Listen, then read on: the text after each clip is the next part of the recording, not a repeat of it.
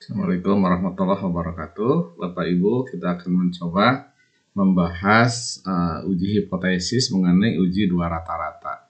Langsung saja ke contoh, misalnya di sini ada hasil ulangan, ya. Ini ada hasil ulangan.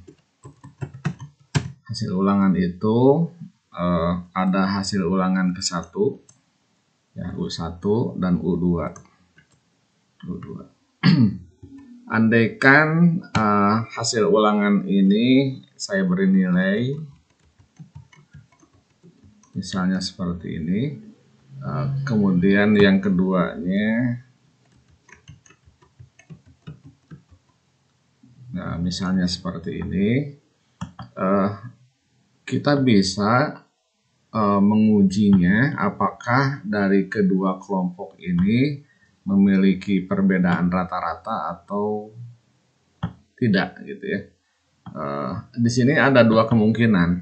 Kalau ulangan ke-1 dan ulangan kedua ini dilakukan pada kelas yang sama, berarti ini dinamakan dengan sampel yang dependen, yang sampel saling berkorelasi, gitu ya. Namun kalau ulangan 1 dan ulangan 1 di kelas yang berbeda, itu sampelnya independen karena kelasnya berbeda. Nah, jadi kita coba menguji ini dianggap kelas yang sama. Jadi apakah ada perbedaan hasil ulangan pertama dan kedua, ya. Jadi di SPSS kita coba membuat dua buah variabel, yaitu U1 dan U2 atau ulangan 1 boleh, ya. Di sini ulangan 1. Kemudian di sini ulangan 2. Ulangan 2.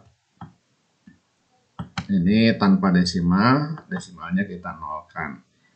Data di Excel-nya yang tadi kita copy, yang ini ya, kita copy. Kemudian di SPSS-nya yang ini, di data view kita coba kopikan, ya. Nah, di sini datanya sudah masuk.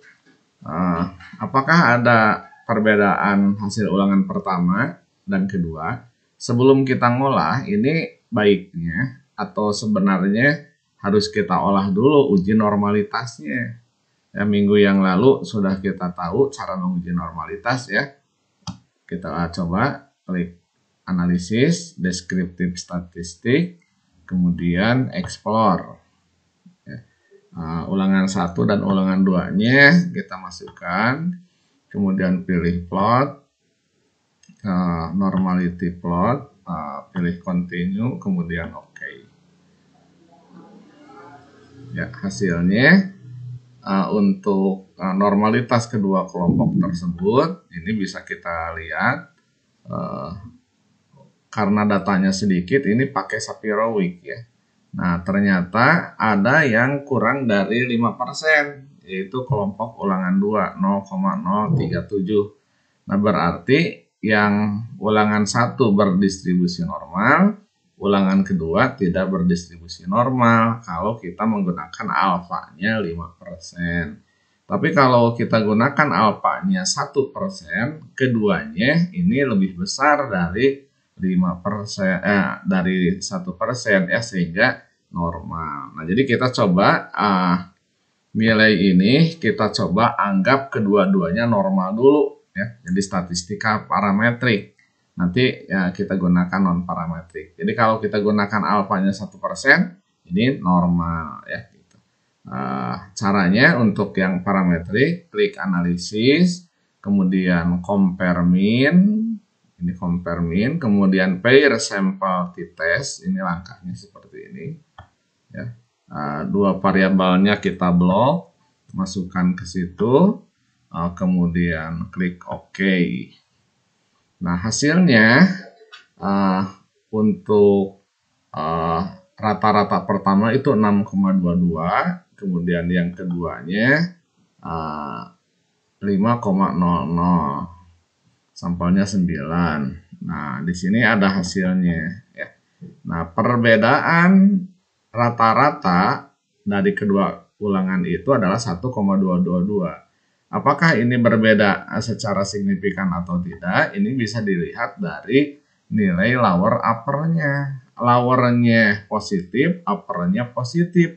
Dari positif ke positif itu tidak mengandung angka 0. Jadi H0-nya ditolak karena tidak mengandung angka 0, H0-nya ya, atau di sini nilai sig-nya ini 0,005, ini lebih kecil dibanding dengan alfa yang digunakan. Jadi kalau nilai sig lebih kecil dari alfa yang digunakan, berarti H0-nya ditolak, H-nya diterima. Kalau H itu ada perbedaan hasil ulangan ya. Nah, jadi antara ulangan ke-1 dan ulangan kedua terdapat perbedaan yang signifikan. Dengan hasil ulangan mana yang lebih baik tentunya dilihat dari rata-ratanya, yaitu ulangan pertama di sini ya. Jadi ulangan pertama lebih baik daripada ulangan ke-1. Itu gambaran singkat dulu untuk uji hipotesis yang saling berkorelasi.